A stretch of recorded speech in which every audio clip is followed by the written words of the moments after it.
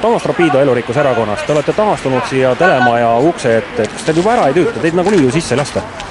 Me oleme tulnud selleks, et jääda ja mitte jääda siia telemaja ette külmetama, vaid jääda Eesti poliitikasse. Ja sellepärast, et see olukord, mis praegu Eestis on, ei sobi meile.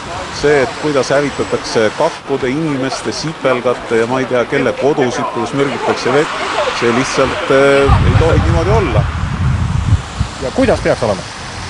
Peaks olema nii, et Riigikokku saades me paneme rahva hääletusele küsimuse, kas sina soovid ökoriiki ja selle tulemuse järgi käitumegi. Mis asi on ökoriik? Ökoriik on selline riik, kus inimene ja loodus on tõepoolest tasakaalus. No see tähendabki seda, et joome puhast vett, et teised liigid, sipelgad ja kakud ja kes iganes saavad elada ja et me ei pea nende kodusid rahaks tegema.